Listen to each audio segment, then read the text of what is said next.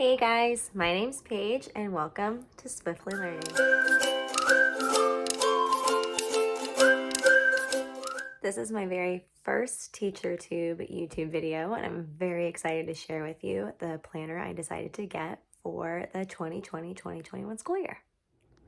Heading into my fourth year of teaching, I really wanted to find a planner that would work for all of my needs, and especially with us potentially having to do digital learning with COVID, I wanted to make sure I had something I could just grab and go. It was a lot smaller than what I'm used to, so I still stuck with my Recollection Brands planner, and I'm going to show you exactly why. I like it a lot better than obviously the Erin Condren, which it's very similar to, but it's not as pricey.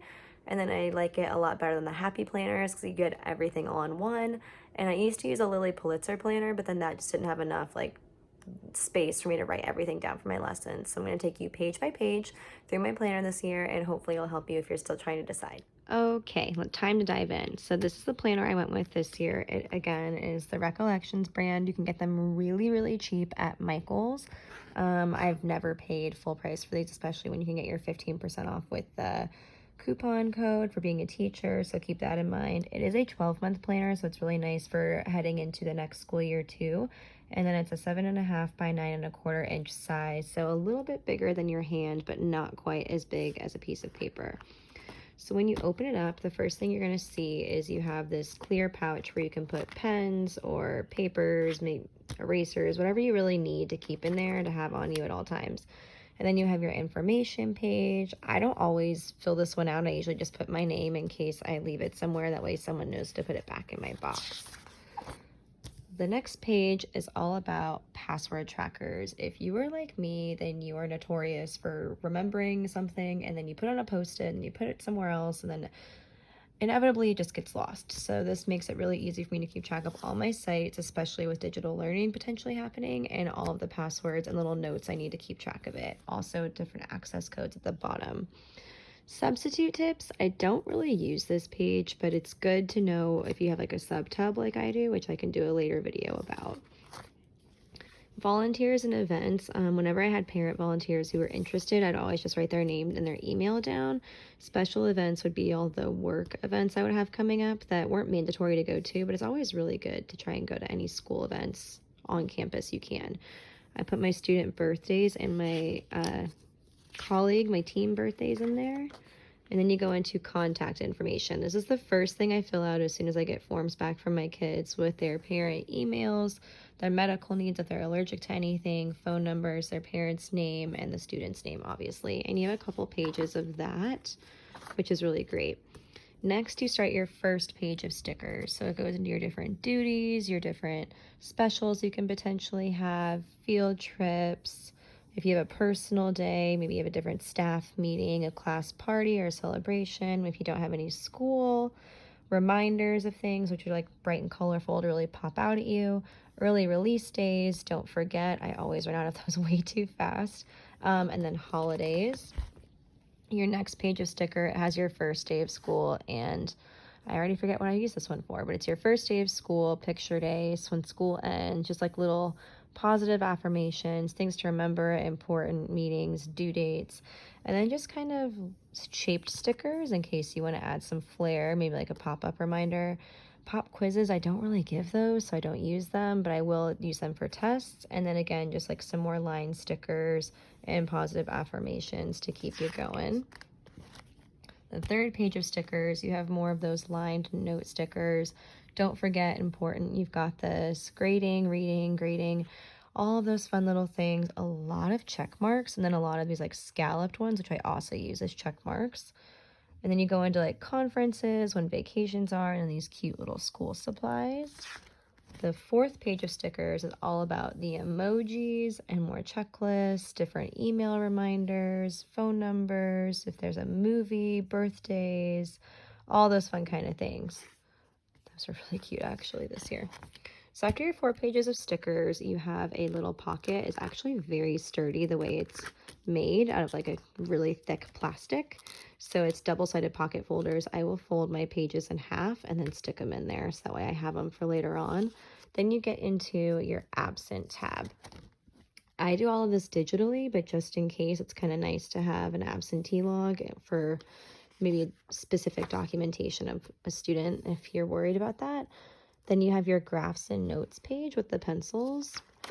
It's just graph paper, plain and simple. So it's used for seating charts. I've used it to rip out and scan in my copier for last minute area and perimeter work. So you can use it for anything, really. Anything you desire. And that has about 6 to 7 pages of that.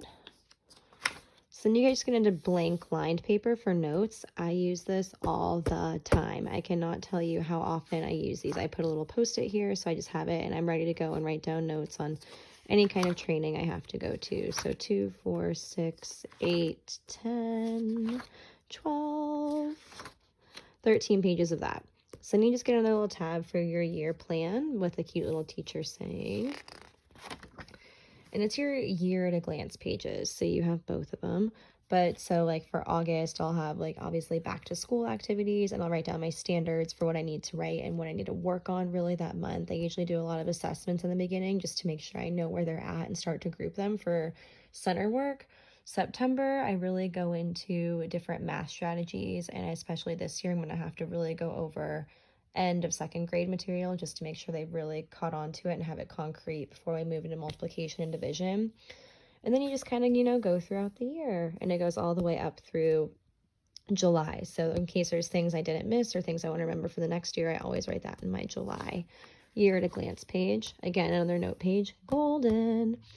Then you have your month pages start. So I have my August tab, and it goes into the objectives of what you want to achieve that month, important dates, things to remember, your to-do list, and your quote of the month. I always put the same quote of the month here that I do on my board for the year, or not for the year, for the month, and it's really great just to have that motivation.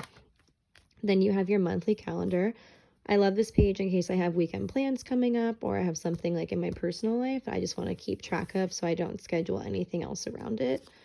And then it goes into your planning pages. Now, this one is a vertical planner, but I still do it horizontally. So I know it's a little weird, but that's how I roll. So I'll write like if I have my morning work and everything like that, and then I will write it across. Actually, it is a horizontal planner, not a vertical planner. I don't know why I said that, but I write it all across, or I guess if you wanted to, you could go just down. My subjects aren't always taught at the same time every day, so I make sure I just write in each of the little colored squares. And then if there's something big here, like this is where I'll put my stickers for like first day or picture day and whatnot. So that just kind of goes through, yeah, so it's like first day and then when school starts. So that's how each of the months work. After you go through all the different months, you get to a checklist page, which again, you have more notes at the end of the month of July. And then you get to a checklist page, which has cute little apples and worms on it. And the checklist page is basically just a personal grade book you can take with you. I love having this on me at all times in case I'm in a meeting early and I want to start grading before it starts. I have everything here. I can just go through, plop in my grades, and then I can put it in my computer when I get back to my room. So you have 2, 4, 6, 8, 10, 12, 14, 16, 18 gradebook pages, and then one final note page, and that is the planner. So again, it has in it 208 content pages, 464 stickers, 1 pocket folder, and 1 zip pocket. It includes monthly and weekly calendar pages, divider pages, pocket folder, zip pocket, and stickers for customizing your pages. I hope that this helps in case you're just really trying to debate what kind of planner you want. One thing I didn't point out that I absolutely love Recollections did this year, they put the dates in for you. And last year they didn't do that, so I was writing them like literally in the car one day because I was on a road trip. And you can just imagine how that turned out. But this year they wrote it in for you. So one less thing you have to do. All right, guys, that is it. That is my planner. I love it so much. And if you like this video, make sure you give it a big thumbs up. Subscribe to my channel for these kind of videos and more. And make sure to check me out on Instagram at Swiftly Learning. See you next time.